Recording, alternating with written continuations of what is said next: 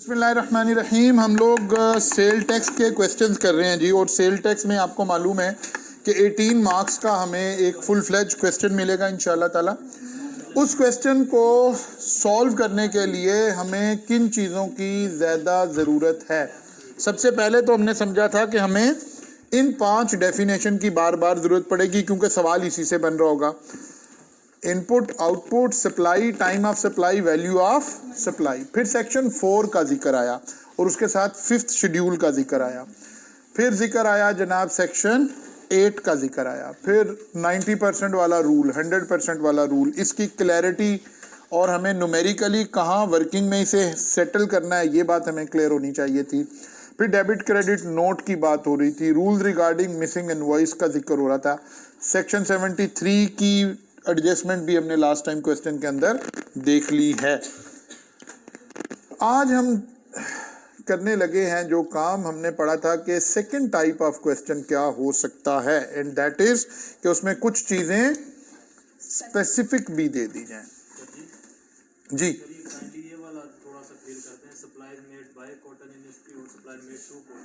जी, cottage industry के status को समझ लें। Supplies made by cottage industry का मतलब है कॉटेज इंडस्ट्री ने सेल की है, that is exempt. Supplies made to cottage industry का मतलब है हमने उसे सेल टैक्स चार्ज करना है, that is treated as unregistered person. Further नहीं लगेगा उसमें, फर्दर नहीं लगेगा। फर्दर, क्योंकि फर्दर का कॉन्सेप्ट क्या था कि अगर किसी को रजिस्टर्ड होना चाहिए और वो रजिस्टर्ड नहीं हो रहा तो अब वो 4% का लोड बियर करे। इसको तो रजिस्टर्ड ही नहीं होना था। बात समझ आ रही ना? इसको तो रजिस्टर्ड ही नहीं होना था, इसलिए इसके ऊपर फर्दर टैक्स नहीं लगेगा। जैसे हमें जब इलेक्ट्रिसिटी वाले, वापडा वाले हमें इलेक्ट्रिसिटी सप्लाई करते हैं तो उस एसआरओ के तहत हमें फर्दर टैक्स चार्ज नहीं होता ना। कॉन्सेप्ट वही है कि यार हमें तो रजिस्टर्ड ही नहीं होना था तो हमें सजा क्यों मिले। 4% वाली सजा उसके लिए है जिसने रजिस्टर्ड होना था और वो रजिस्टर्ड नहीं हुआ। तो कॉटेज इंडस्ट्री ने रजिस्टर्ड नहीं होना था, इसलिए वो 4% वाला चार्ज नहीं होगा। ठीक है ना? आज हमारा ये काम कंप्लीट हो जाएगा। मंडे को मैं आपको दूंगा कि ये लेकिन पहले आपने ये सारे सवाल अपने हाथ से गुजार लेने हैं, ठीक है ना? फिर मैं आपको एक सवाल दूंगा जो कि एक कंप्रीहेंसिव 360 डिग्री वाला क्वेश्चन होगा जिसमें ईच एंड एवरी एस्पेक्ट आ जाएगा। फिर आप उसको करेंगे और वहां से आपकी जो कॉन्सेप्चुअल रिक्वायरमेंट है वो 100% वहां से पूरी हो जाएगी। हाँ, सवाल इसी तरह ही आने हैं, करने आपने इनसे प्रैक्टिस करके सिर्फ ये देखना है कि मैंने मैनेज कैसे करना है, लेकर कैसे चलना है। तो जनाब हमने कहा अगर स्पेसिफिक इनपुट आ रहा है तो specific input tax should be charge to specific supply दो। अच्छा जी, फिर हम, आपको पता है कि इस चीज़ के फॉलोअर हैं कि एग्जामिनर एक जो टीचर है जो थोड़ा अपने सब्जेक्ट पे नज़र रखता है उसको बताकर ही सवाल बनाता है, उसको बगैर बताए सवाल नहीं बनाता। ठीक है ना? मसलन ये एक सवाल हमें नज़र आ रहा है, दैट इज ये समाज वाला कर लिया था हमने। ओके, नहीं डिस्कस नहीं, इसमें डायरेक्ट कैलकुलेशन है जी। क्वेश्चन में वो कहेगी आपने 17% पे टैक्स कैलकुलेट करना, तो हम 17 पे करेंगे चाहे 18 हो। जी बिल्कुल, अगर उसने कह दिया कि 17 पे करना है फिर तो 17 ही करना।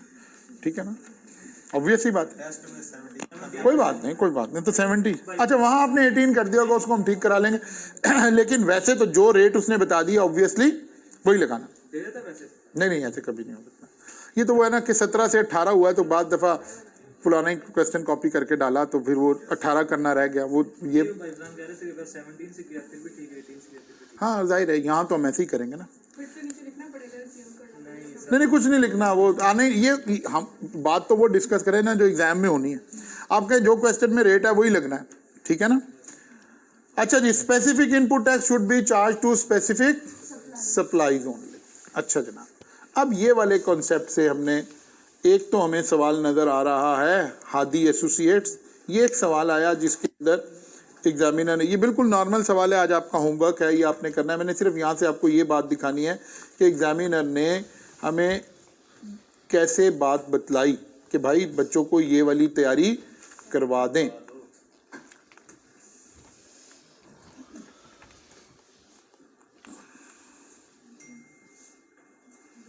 5वीं एडजस्टमेंट पढ़े। Machine costing 2.5 million was acquired and commissioned into operation in February 2021. The machine was used for both taxable and zero rated supply. 5वीं एडजस्टमेंट में उसने कहा यार ये दोनों जगह इस्तेमाल हो रही है। यहाँ से फौरन टीचर अलर्ट हुआ कि यार अच्छा अगर ये कह रहा है ना दोनों जगह, इसका मतलब है किसी दफ़ा एक दफ़ा में भी कह देगा कि ये मशीन तो खाली वहाँ इस्तेमाल हो रही है। टीचर को फौरन क्लू मिल गया कि अच्छा एग्जामिनर के माइंड में ये वाला सवाल भी मौजूद है। उसने सिग्नलिंग इफेक्ट इस अटेम्प्ट में हमें बता दिया। अगली अटेम्प्ट में हम यहाँ से चौकस हुए, हमने खुद सवाल डिज़ाइन करके अपोर्शनमेंट का सवाल करवाया। वो किसी किताब में अवेलेबल नहीं था, इससे पहले कभी नहीं आया हुआ। यहाँ तक की अटेम्प्ट से पहले कभी, ये कौन सी अटेम्प्ट है 21 की, 21 की अटेम्प्ट में तक कभी अपोर्शनमेंट का वो दूसरा कॉन्सेप्ट नहीं पूछा गया था। लेकिन इस सिग्नलिंग इफेक्ट ने हमें फौरन क्लू दिया कि नहीं यार ये काम खराब हो जाना है, बच्चे से उन्होंने पूछ लेना। अगली अटेम्प्ट में यही हुआ कि हमने एक सवाल बना के बच्चों को करवाया और फिर बल्ले बल्ले हो गई। उस अटेम्प्ट में वही सवाल आ गया और ये किसी टीचर ने नहीं करवाया हुआ था, लेकिन हमने इस क्लू से, अल्लाह की मेहरबानी से ये काम किया हुआ था। वो कौन सा सवाल था जो अगली दफ़ा आ गया? वो ये सवाल था। मेहरबान associate is registered under sale tax act 1990. MA is engaged in the business of the manufacturing and supplying of various consumer goods. Following information is available from MA's record for the month of August 2020. वही मार्च के बाद अगले वाली attempt का सवाल आ गया। Purchases, taxable goods from registered person, taxable goods from unregistered person, exempt good from unregistered से taxable हो, एग्जेम्प्ट हो, उसका तो कोई फायदा परचेजेस की सूरत में नहीं है। Supplies, taxable good to registered person, taxable good to unregistered person, exempt good to local unregistered person, exempt. Export of taxable good to UAE, export of exempt good to UAE. ठीक होगी बात जी। Export दोनों का, जैसे ही export हुई तो zero rated हो गई। क्या है वो टैक्सेबल है, क्या है वो टैक्सेबल नहीं है। All exports are zero rated. हाँ, जीरो रेटेड का फायदा ये हुआ आपने टैक्स चार्ज नहीं किया, कोई पे किया होगा तो रिफंड हो जाएगा, नहीं किया होगा तो नहीं होगा। मसलन अगर ये एग्जेम्प्ट चीज़ें खरीदी, एग्जेम्प्ट ही थी, तो इस पर कोई इनपुट होगा भी नहीं तो आपको रिफंड भी नहीं हो रहा होगा ऑब्वियसली। लेकिन अगर इनपुट होगा तो रिफंड हो जाएगा।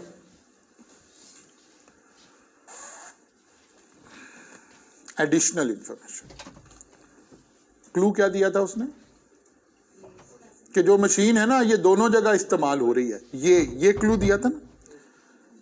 अब उसने कहा भाई additional information, taxable good from registered person include machine worth to material worth 2,96,000 were exclusively use for manufacturing exempt supply. अब स्पेसिफिक बातें शुरू कर दी।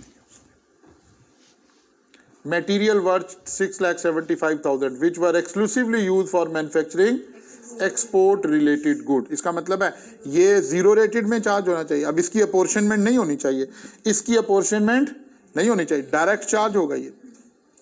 Specific input should be charge to specific sale, ठीक है ना। Specific input should be charge to specific sales. Good were 1,50,000 which were purchase in cash from, ये तो in cash का मतलब है 73 वाले कंप्लाइंस देखना है। और क्योंकि कोई स्पेसिफिक नहीं बताया तो इसका मतलब है जनरल है, कॉमन है फिर ये। अच्छा जी, 500 kg of T purchase at a cost of 3,60,000 in 1 kg packing covered under 3rd schedule. Purchase 3,60,000 की करी है। Retail price of tea per kg is 900. By the end of August 2021, 300 kg were supplied to unregistered wholesaler at a price of 790 per kg. Third schedule. देखें अब फिर वही बात, उसने चाय कह के नहीं रुका, उसने बताया आपको कि ये थर्ड शेड्यूल आइटम है। यहां से हमें पता चल रहा है कि वो ये कह रहा है कि यार आपने प्रोडक्ट्स याद नहीं रखनी, मैं बता दूंगा अगर थर्ड शेड्यूल होगी तो, ठीक है ना।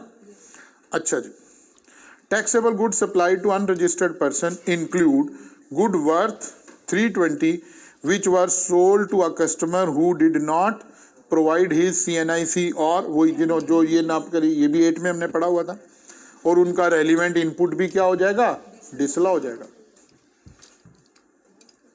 वो जो क्लू दिया था उसकी बेस पर उसने सारे स्पेसिफिक देने शुरू कर दिए। फिर उसने पर्टिकुलर क्लू हमें कहाँ दिया था, मशीन में। फिर उसने देखा, उसने कहा जी following fix asset were purchase during the month of August 2021।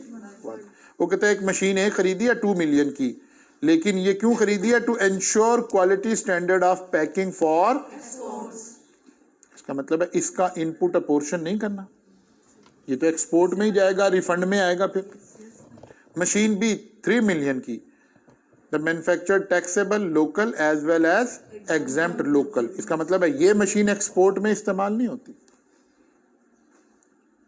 Specific furniture and fitting, इसको तो डिसलॉ करना। अब देखिए बिल्कुल वाजे इशारा एग्जामिनर इससे एडजेसेंट पहली अटेम्प्ट में देकर गया हुआ है कि भाई तैयार हो जाओ, ये मेरा ध्यान उधर भी जा रहा है।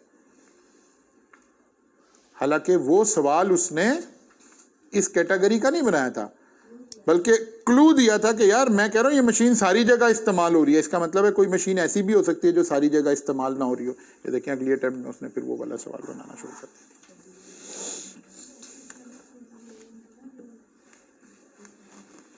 क्लियर होगी बात। Electricity bill 959450 was paid in cash. The bill was inclusive of sale tax. ठीक हो गई। Sale tax credit brought forward. अब ये नॉर्मल वाली बातें आ गई। Input tax 1 lakh purchase made on 1 February was inadvertently remained unclaimed। 6 महीने देखने हैं, मिसिंग इनवॉइस है, देख लें, अगर 6 महीने नहीं पूरे हुए तो क्लेम कर लें, अदरवाइज इग्नोर कर लें। All above figure are clear. अब ये सवाल बिल्कुल डिफरेंट आ गया। जितने सवाल आपने अब तक किए थे उन सब से वर्किंग 3 के एतबार से डिफरेंट आ गया, और वर्किंग 2 भी डिफरेंट हो गई, ठीक है ना। अब ये वाला इस अटेम्प्ट में बच्चे बुरी तरह फंस गए कि भाई ये तो काम गड़बड़ हो गया, फला हो गया, दिमाग हो गया। लेकिन अल्हम्दुलिल्लाह क्योंकि हमें सिग्नलिंग इफेक्ट देखना आता है, तो अल्लाह की मेहरबानी से हम इसमें एकदम से बड़े एज में चले गए कि यार हमने तो बिल्कुल ऐसे ही सवाल सॉल्व करवा रखा था बनाकर, बिकॉज नजर आ रहा था पिछली दफा एग्जामिनर आपको ये इशारा दे गया था। चेंज क्या आई है, चेंज क्या आई है, यही बात अभी हम यहाँ डिस्कस करके आए हैं कि अगर स्पेसिफिक इनपुट आ जाएगा तो क्या करना पड़ेगा। स्पेसिफिक को सेपरेट कर लेंगे। इसका मतलब है जो वर्किंग 2 है वो भी 2 हिस्सों में बट सकती है। वर्किंग 2 में हम निकाल रहे थे कॉमन इनपुट, ठीक है ना। अब अगर एक तरह का कोई इससे भी, वैसे तो इसके बाद ये सवाल के बाद तो वो भी चेंज हो गया था ना, हमारी नई स्कीम आ गई थी, हम वापस उसमें आ गए थे। ये तो कैफ 6 वाले का आखिरी पेपर था ना, मेरा ख्याल है शायद। तो लेकिन अगर हमें स्पेसिफिक में भी बाद दफ़ा 2 हेड बनाने पड़ सकते हैं, ये जस्ट आपका माइंड ओपन करने के लिए मैं कह रहा हूँ। अभी इतना मुश्किल सवाल आप एक्सपेक्ट नहीं करते जब से ये कैफ 2 में आ गया, अब तो वो दोबारा सीधे सीधे सवाल देना शुरू हो गया। लेकिन आप ऐसे सोचे कि अगर वर्किंग 2 में हमने जो वर्किंग 2 बनाई थी, स्पेसिफिक इनपुट निकाल रहे थे जिसे तीनों में एलोकेट होना था। अगर कोई ऐसी चीजें पता चले 2-3 जिसने 2 में होना है तो उसका अलग कैलकुलेट करना पड़ेगा। वर्किंग 2 हम वो इनपुट कैलकुलेट कर रहे थे जो कॉमन था, जो तीनों में कॉमन है, अगर 3 तरह की सेल है तो, ठीक है ना। फिर एक इनपुट कैलकुलेट करेंगे जो 2 में कॉमन होगा,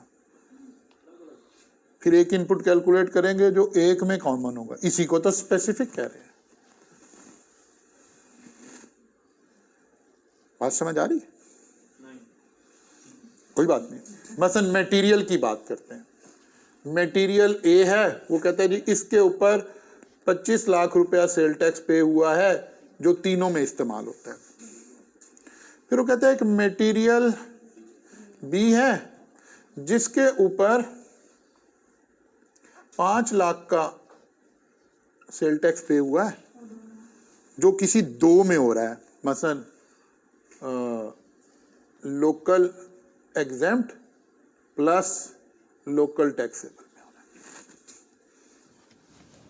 फिर वो कहते हैं एक मटेरियल सी है जो सिर्फ एक्सपोर्ट में इस्तेमाल हो रहा है 7 लाख रुपए का। बात समझ आ रही है? ऐसे हमें अलग अलग बनाना पड़ेगा। वर्किंग टू बाय डिफॉल्ट हम उसको कह रहे थे जो तीनों में इस्तेमाल हो रहा था। तीनों का मतलब है जितनी भी हमारी टाइप है उन सब में इस्तेमाल हो रहा है। तो फिर जब ये वाला कॉलम अगर इंक्लूड होगा तो उसको माइनस माइनस करना पड़ रहा होगा ना हमें। सिर्फ अपोर्शनमेंट के लिए कॉन्सेप्चुअली हमें थोड़ा सा अपने आप को मैच्योर करना पड़ रहा है और कुछ नहीं हुआ है। अभी जब हम सवाल करेंगे तो आपको ये बात समझ आना शुरू हो जाएगी, टेंशन वाली कोई बात नहीं है। ये देखिए सवाल में आए ना, ये सवाल था। पहले हमें यहां से पता चला टाइप ऑफ सप्लाईज कितनी है, 3 है। Taxable good to registered, unregistered ये तो एक ही कैटेगरी की है। एग्जेम्प्ट गुड और एक्सपोर्ट तीनों है। इसका मतलब है अगर कोई मटेरियल तीनों में इस्तेमाल हो रहा है तो वो वर्किंग 2 में बाय डिफॉल्ट आएगा, और अगर कोई 2 में इस्तेमाल हो रहा है तो वो अलग हो जाएगा। ठीक है ना? देखिए अब जरा, जैसे ही सवाल शुरू हुआ तो पहला मटेरियल जो हमारे सामने हमें नजर आ रहा है वो क्या है? Material were 2,96,000 were exclusively use for manufacturing exempt supply. इसका मतलब है अगर यहाँ ये इंक्लूड है, क्योंकि ऊपर लिखा हुआ ना इंक्लूड, तो इधर से तो माइनस कर रहे होंगे ना इस वाली वर्किंग में से उसे, और निकाल के कहीं अलग ले जा रहे होंगे, क्या जहन में ले जा रहे होंगे या डॉक्यूमेंट कर लेंगे पेपर पे कि भाई इसने पोर्शन तीनों में नहीं होना, जबकि तीनों की फिगर में शामिल हुआ है, तो यहाँ से निकाल के शायद यहाँ ले आएंगे। फिर अगला देखें, मटेरियल वर 675,000 विच वर एक्सक्लूसिवली मैन्युफैक्चरिंग एक्सपोर्ट रिलेटेड। इसको भी उठा के अलग ले जाएं। फिर इसका मतलब है यहाँ से इसे भी माइनस करते हुए नजर आ रहे होंगे हम। ठीक है ना? देखिए जरा, अब आते हैं 1 बाय 1। पहले तो वही आउटपुट टैक्स वाली वर्किंग कर ली हमने। आउटपुट टैक्स तो वही question, local taxable good to registered person, taxable good to unregistered person, और वो थर्ड शेड्यूल को रिटेल प्राइस पर ले जाने के लिए वो वाली एक फिगर डाल दी हमने, डिफरेंस डाल दिया। ठीक है ना? क्योंकि रिटेल प्राइस थी 900, हमने बेचा था 790 का, तो उसका डिफरेंशियल हमने डालकर वो डाल दिया। ये तो आउटपुट टैक्स आ गया। यहां तो कोई चेंज नहीं आई, ये तो वैसे ही चला। क्लियर है बात? क्लियर है? कॉपी निकालें फिर। जी, सबने रिटेल पे लेना होता है, सबने रिटेल पे लेना। हर दफा रिटेल पे चलेगा। मैन्युफैक्चरर ने चार्ज किया, अब आप रजिस्टर्ड हो, आपने भी रिटेल पर ही लेना है। इसका मतलब है आपका इनपुट और आउटपुट क्या हो जाएगा? बराबर हो जाएगा। आगे सारे लोगों का इनपुट आउटपुट 0 0 0 0 0 0 चलेगा टेक्निकली। कॉपी निकालने की। वर्किंग 1 हो गई, 2 बनाते हैं। वर्किंग 2, इनपुट टैक्स कौन से वाला कैलकुलेट करें? कॉमन वाला। कॉमन वाले का मतलब है जो सब में आ रहा है। अब आपने मेरे साथ साथ करना है। Taxable good from registered person सवाल से उठाया 4960। Material exclusively for supplies exempt. क्यों निकाल रहे हैं? क्योंकि इसने ये कॉमन नहीं रहा। 2,96,000 लिख कर चले आप, शाबाश। साथ साथ एक ही बात है, ये तो सिर्फ मैं आपको बता रहा हूँ, ऐसे कर लें ऐसे कर लें। आसान जाहिर है वो वाली है, उसमें कम वर्किंग करनी पड़ रही है। हमने सारे सवाल उसी से सॉल्व किए हैं, ठीक है ना? लेकिन जाहिर है बच्चे को जरा कंफर्टेबल करना होता है ना। कोई भी किसी पैक का कोई सोल्यूशन देख रहा है, कहीं और का देख रहा है, तो फिर वो कही यार मुझे तो समझ ही नहीं आ रही है। तो दोनों बातें एक ही हैं। 296 क्यों निकाला है? ये स्पेसिफिक वाली कैटेगरी में चला गया। 675 क्यों निकाला है? स्पेसिफिक वाली में। ये डिसअलाउ की वजह से नहीं माइनस हो रहे, अब हमें ये पता चल रहा है ये डिसअलाउ की वजह से माइनस नहीं हो रहे, बल्कि अपने अपने कॉलम में चले जाएंगे, कॉमन नहीं रहे हैं, अलाउड हैं, डिसअलाउ नहीं हो रहे, लेकिन 1.5 लाख डिसअलाउ की वजह से माइनस कर रहे हैं, क्योंकि कैश में पे कर दिया था ना। थर्ड शेड्यूल आइटम 450 पहले था, 360 माइनस कर दिया, वही वाली थर्ड शेड्यूल की हमने आइटम डाल दी, ठीक है ना। अच्छा जी आगे चलें। 275 डिसअलाउ हो रहा है क्योंकि CNIC नहीं दिया हुआ था उसने, ये डिसअलाउ की वजह से माइनस हो रहा है। बात समझ आ रही है? ये डिफरेंशियल डाल रहे हैं 4.5 और 360 वाला।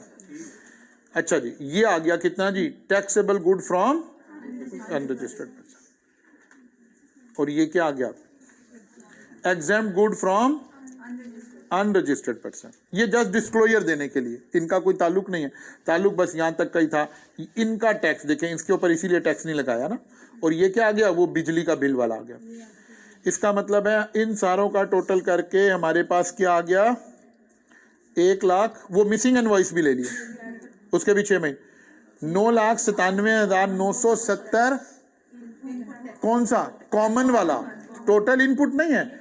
अभी ये वाला इनपुट स्पेसिफिक में अलग लेंगे, ये वाला अलग लेंगे, लेकिन वो कॉमन वाला नहीं रहा। कॉमन वाला कितना आ गया? तो जस्ट मैथमेटिकल बात थोड़ी सी मेंटली अपने दिमाग को समझानी है हमने। अपॉर्शनमेंट थोड़ी ध्यान से करने वाली होगी, बस इसके अलावा कुछ नहीं हुआ। 9,97,970 कौन सा है? कॉमन इनपुट, जो पुराने वाले तरीके से कॉमन में लेके जाएंगे, जिसको उठा के तीनों सेल में क्या कर देंगे? अपोर्शन कर देंगे, ठीक है ना। फिर स्पेसिफिक हैं, 2 मटेरियल स्पेसिफिक है, 2,96,000 वाला और 675 वाला, यानी 53,280 और 1,21,500। ये स्पेसिफिक है, इसे स्पेसिफिक में ले जाएंगे। ये बात समझ आ रही है? और फिर इसके बाद हमने मशीन्स उठानी है, वो भी स्पेसिफिक है। मशीन यहाँ शामिल नहीं थी इसलिए उसे हमने अलग नहीं किया, वो तो फिक्स एसेट तो पहले ही हम अलग रखते थे ऑलरेडी, 100% उसूल वाले। ये बात समझ आ गई? अब हमने जनाब अपना ये देखें, हमारा वर्किंग 3 जो है वो कॉम्प्लेक्स हो गया। अब इसको समझे मैंने कैसे किया। ये तो पहले टैक्सेबल लोकल सप्लाईज, ये तो वर्किंग 1 से आ गया। एक्सपोर्ट ऑफ जीरो रेटेड दोनों को जमा कर लिया, एक्सपोर्ट दोनों को जमा कर लिया, 32 लाख आ गया। सवाल में देखें जरा क्या क्या था। एक एग्जेम्प्ट सप्लाई की एक्सपोर्ट थी और एक टैक्सेबल की, दोनों को ऐड कर लिया क्योंकि export will remain become export. Zero rated हो गई ना, 1913 32 हो गया। एग्जेम्प्ट सप्लाई सवाल से देखें 17,40,000 सारी आ गई हैं, सारी आ गई हैं, और तो कुछ नहीं बता। ये 320 गलती से लिखा हुआ है, इसे यहाँ से काट दें अगर किसी ने प्रिंट लिया हुआ तो। इन 3 का टोटल लगाएं जरा, इन 3 का टोटल लगाएं, देखें ये टैली हो रहा है।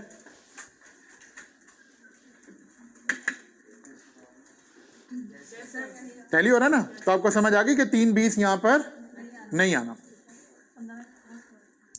15.183 मिलियन की कॉमन सेल है, इससे अपॉर्शनमेंट करनी है किनकी? टोटल कॉमन वाले की। अब टोटल कॉमन एक हम अभी कैलकुलेट करके हैं 9,97,970। करें अपने अपने पास कैलकुलेटर में नॉर्मल तरीके से जैसे करते थे, इस 3 की रेशो से, इस 3 की रेशो से इसको अपोर्शन करें, निकालें कैलकुलेटर पे, शाबाश।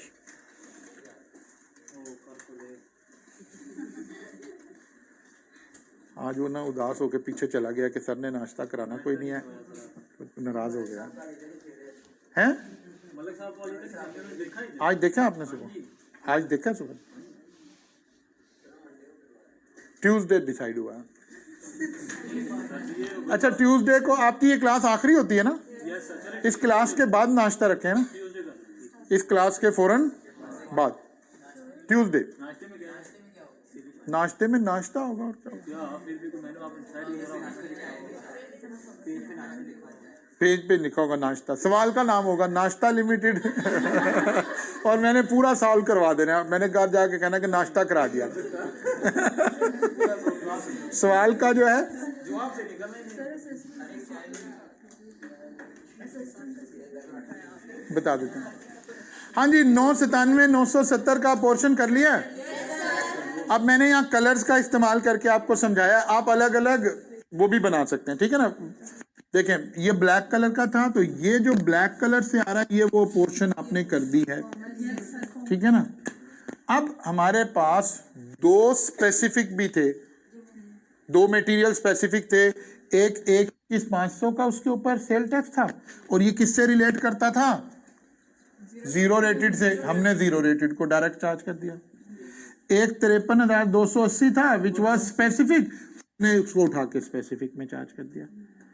जो कॉमन है वो पोर्शन हो गया, जो स्पेसिफिक है वो स्पेसिफिक को चला गया। हमने कॉलम ऐड नहीं किए, यही सारा काम कर लिया।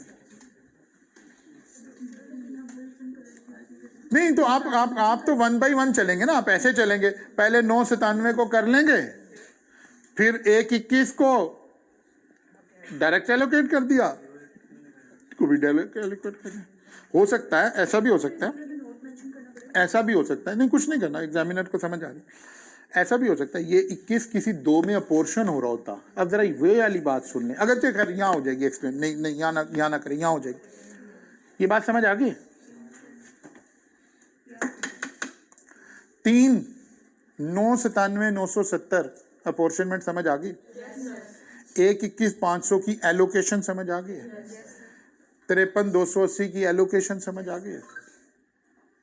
अब ये बड़ा जबरदस्त सवाल था समझाने के लिए, बच्चे के लिए तो बड़ा मुश्किल सवाल था। इस अटेम्प्ट में तो बच्चा इस सवाल से जो करके नहीं गए हुए थे वो तो बेचारे बिल्कुल ही फारिग हो गए थे। अब देखें फिर क्या हुआ, मशीन ए, उसके ऊपर टैक्स पे हुआ 3,60,000, लेकिन उसने कहा था ये मशीन सिर्फ और सिर्फ एक्सपोर्ट में इस्तेमाल होती है, तो इसका सारा इनपुट उठाकर एक्सपोर्ट में ले गए। मशीन बी 2 जगह इस्तेमाल होती है, उसके ऊपर 5,40,000 का टैक्स हुआ। अब जब ये वाली की रेशो निकालनी है तो दिस प्लस दिस, इनके टोटल से रेशो निकालनी पड़ेगी ना। जरा ये पोर्शन कैलकुलेटर पे करके देख लें, साथ 540 वाली। अब आपने टोटल 15 ये नहीं यूज करना, इन दो का टोटल लगा के रेशो बनानी है ना। This divided by total multiplied by that. ये मैंने नीचे करके भी दिखाया हुआ आपको यहाँ पे।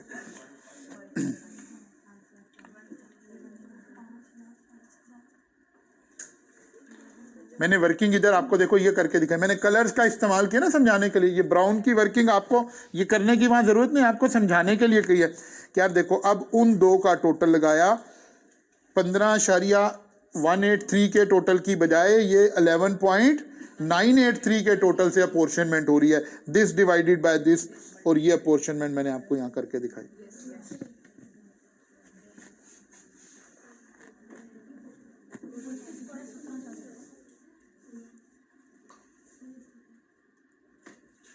क्लियर हो गई बात, वेरीफाई कर लिया इसको।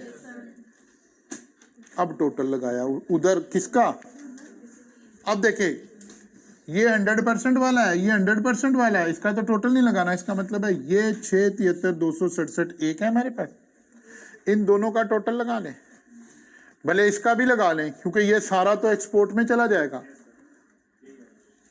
और ये सारा तो जाया ही होना है। एग्जाम्पल है,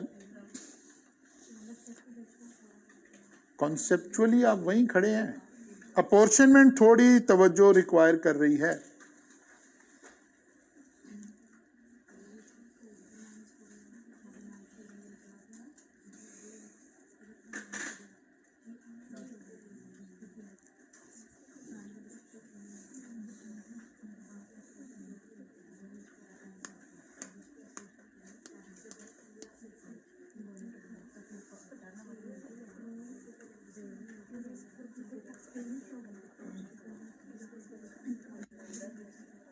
कुछ तसल्ली हुई है कि नहीं हुई है?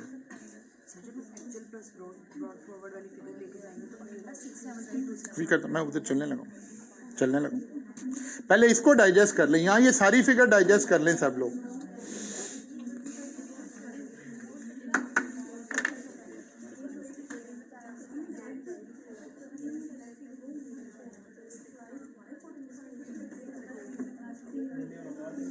जी जनाब, डन हो गया, आगे चलें, कर लेंगे घर जाके। इसे हाथ से गुजार लेना आज जाके। अच्छा जनाब, अब आगे फेस ऑफ दी आंसर पर। फेस ऑफ दी आंसर पे हमारा जो कॉमन इनपुट है वो 673,267 आया है, जिसमें पिछले वाला 7 ऐड करेंगे और जो 100% वाला है वो 461,589 है। देखिए जरा, वर्किंग नोट 1 से आ गया ये 673,267 और जो इनपुट प्रीवियस था वो ये था, इन दोनों को ऐड किया, ये एक फिगर आ गई और ये हमारा 90% वाला असूल लग गया, which ever is lower, which ever is lower, ये लोअर था, रिमेनिंग क्या हो गया, अगले महीने में चला जाएगा। बात समझ आ गया? अच्छा जी, अब उठाया हमने, इसका मतलब है अभी तक के हिसाब से 1,84,374 हमने गवर्नमेंट को देना है। 18,43,000 गवर्नमेंट के पैसे हमारे पास थे, 16,59,000 हमारे माइनस होने थे, बाकी बच गया 1,84 अभी देने वाला है। इसका मतलब है हमारे पास वो जो मशीन वाला है, मैं वही कलर से आगे लेकर आया ताकि आपको याद रहे, 461, लेकिन इतना तो पीछे है ही नहीं है। इसका मतलब है इसमें से भी रिमेनिंग कैरी फॉरवर्ड हो जाएगा। बात समझ आ गई? इसमें से भी रिमेनिंग कैरी फॉरवर्ड हो जाएगा। और इसके बाद अब ये वाला सवाल वैसे भी कॉन्सेप्चुअली आपको बिल्कुल खड़ा कर देगा। अब देखें क्या हुआ जी, 4% इन हालात में भी 4% हमने गवर्नमेंट को देना ही देना। हालांकि हमारा फिक्स एसेट वाला भी पूरा रिकवर नहीं हुआ, ये वाला भी पूरा रिकवर नहीं हुआ, ये 90% वाला रूल इसीलिए बना हुआ है। और 4% को उन्होंने कहा था कि इसे सेपरेट रखें, इसीलिए सेपरेट रखा था कि भाई ये पैसे इन सारे हालात में फिर भी गवर्नमेंट को रिटर्न के साथ 51,600 आपने एडिशनल देना ही देना है। बात समझ आ गई? अब डिस्क्लोजर आ गया जी हमारा, टैक्स पेएबल 51,600 और input to be carry forward, इन दो का डिफरेंस 1,51,000 और इसका डिफरेंस 4,00,000।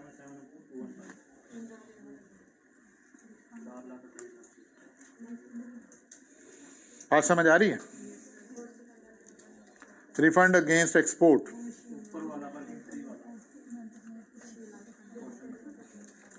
डन होगी बात। This is the whole story जी।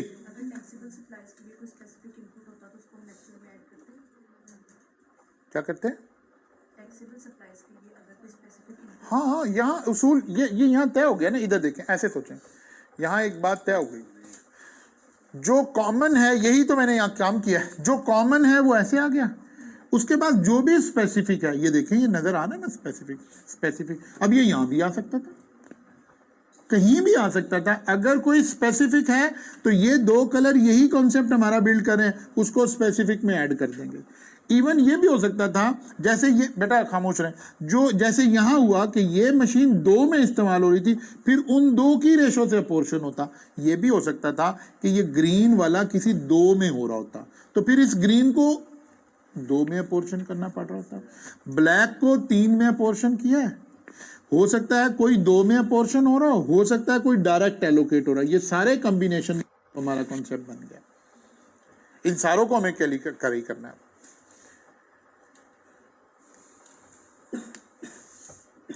कम से कम 2 दफा ये सवाल आपने अपने हाथ से सॉल्व करना है, ताकि आप इसमें से कंफर्टेबल हो जाएं। उसूल क्या बना? उसूल वही बना, वो देखें, हमने जहां पर आपको ये बात सिखा रहे थे वहां ऐसे ही उसूल बना के सिखा रहे थे आपको कि पहले क्या करना है, specific input tax should be charge to specific supplies only. अब स्पेसिफिक में 1 भी हो सकती है, 2 भी हो सकते हैं, और जो कॉमन है वो कॉमन के उसूल में चलेगा। ये वही वाली बात यहाँ आपको स्टेप बना रहे थे। और जो ये पहले वाला सवाल था, इसमें क्या हो रहा था, इसमें ये स्टेप नहीं होता था, इसमें सारा ही कॉमन होता था। आज से पहले जितने सवाल किए थे उसमें सारे ही कॉमन होते थे, हम कॉमन में पोर्शन किए जा रहे थे। लेकिन अगर सारी चीजें कॉमन ना हुई तो क्या होगा? एक ही प्लांट है, उसी से एग्जाम बनती है, उसी से टैक्सेबल बनती है, उसी से एक्सपोर्ट बनती है, कॉमन। हम इस तरह चल रहे थे, सारी चीजें खरीद रहे हैं, इन्हीं से सब कुछ बन रहा है, हमें नहीं पता किससे क्या बन रहा है, कॉमन। आज तक के सवाल सारे ऐसे थे।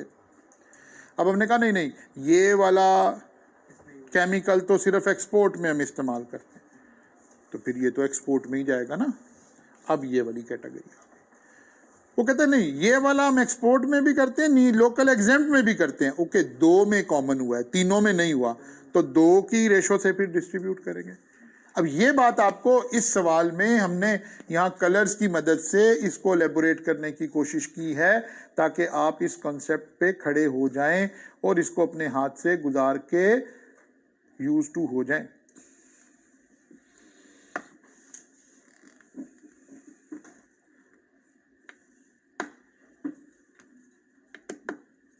बाकी अब आप सेल टेक का कोई भी सवाल करेंगे तो इंशाल्लाह वो 100% हो रहा होगा। हम मंडे को आएंगे, तो अभी हमारे पास जो नेक्स्ट वीक में हम अपना ऑलमोस्ट 100% सारा कुछ ख़त्म कर चुके होंगे। हमारे पास जो छोटी छोटी बातें रहती हैं, एक तो इनकम टैक्स को हमने आई कैप की किताब खोलकर सारे पेजेस में से गो थ्रू करना है, जैसे माइनर की इनकम की कोई बात आ जाए, कोई और इस तरह की छोटी छोटी आ जाए। एक हमारा कोई तकरीबन 30 मिनट की डिस्कशन हमारी वेल्थ स्टेटमेंट की पेंडिंग है। फिर हमारी कोई अभी 2 लेक्चर की थ्योरेटिकल डिस्कशन पेंडिंग है regarding sale tax. Brought forward losses में एक सेक्शन अभी हमारा पेंडिंग है, ठीक है ना। 2 हो गए हैं, एक रह गया। वो जो रह गया वो बिल्कुल सिंपल रह गया, जो मेन काम था वो हमने कर लिया, लेकिन चलें वो तो खैर मैक्सिमम 10 मिनट की एक डिस्कशन हमारी रहती है। कहने का मतलब यह है कि अगले वीक में हम इंशाअल्लाह ताला इनकम टैक्स को एक मरतबा कंप्लीट कर चुके हुए होंगे। इनकम टैक्स के मतलब है टैक्स पूरा, सेल टैक्स, इनकम टैक्स, सारा सिलेबस अपना कंप्लीट कर चुके होंगे इंशाअल्लाह ताला। फिर भी हमारे पास एक वीक अभी बचा हुआ होगा, उससे अगले वाला, उसके ऊपर हम फिर दोबारा सारा प्रैक्टिस, न्यूमेरिक की प्रैक्टिस के ऊपर उसको फोकस करके क्रिएट कर लेंगे। और इसके दरमियान में मैं आपको कुछ नए, जैसे आपका ये जो टेस्ट हुआ था, इस तरह के कुछ क्वेश्चन डिज़ाइन करके दूंगा इंशाअल्लाह ताला। कुछ सब्जेक्ट, कुछ टॉपिक, वो जो मैं कह रहा होता हूँ कि कुछ चीज़ें हमें सिग्नलिंग इफेक्ट से पता चल रही होती हैं, तो उन बातों के ऊपर फिर फोकस करेंगे कि यार ये वाली बात हमें कहीं नज़र आ रही थी और ये एग्जामिनर अगर इधर चला गया तो क्या होगा, क्योंकि उस तरह के सवाल आमतौर पर पहले से मौजूद भी नहीं होते ना। जैसे ये सवाल था, अब आप गेज करें कि अगर ये सवाल बच्चा नहीं करके गया हुआ तो फिर ये सवाल तो बिल्कुल नहीं कर सकता ना, जो मर्जी कर ले। इसीलिए इतना बड़ा अगर एग्जामिनर ने यू टर्न लेना हो तो फिर वो कहीं पहले एक बात इशारों में बता जाता है कि भाई तैयार हो जाओ, मेरा ख्याल इस तरफ जाने का भी बन रहा है। जी बच्चे, पिछली वही कह रहा हूँ ना, वो अब हम करेंगे ना इसके ऊपर। अब उन सारे सिग्नल्स को डिकोड करने की कोशिश करेंगे ना इन दिनों में इंशाल्लाह ताला। लास्ट अटेम्प्ट को मैं अगेन एंड अगेन तवज्जो से देखूंगा कि वो कहीं कोई नया सिग्नल तो नहीं एग्जामिनर ने दिया हुआ। अगर दिया हुआ है तो फिर उसके ऊपर इंशाल्लाह ताला हम बात करेंगे, और अगर कोई नया सिग्नल नहीं है, इसका मतलब है फिर सेम उसके ऊपर पैटर्न पे चल रहा होगा, कोई बात नहीं होगी। मंडे को मुलाकात होगी इंशाल्लाह ताला। लेकिन मैं बार बार कह रहा हूँ, ये सवाल आपने 2 दफ़ा लाजमी सॉल्व कर लेना है। बल्कि मेरा ख्याल है अभी हमारे पास हैं 10 मिनट, हम सेल टेक की थ्योरी पे वापस चले जाएं। चलो कल ही करेंगे, मंडे को करेंगे।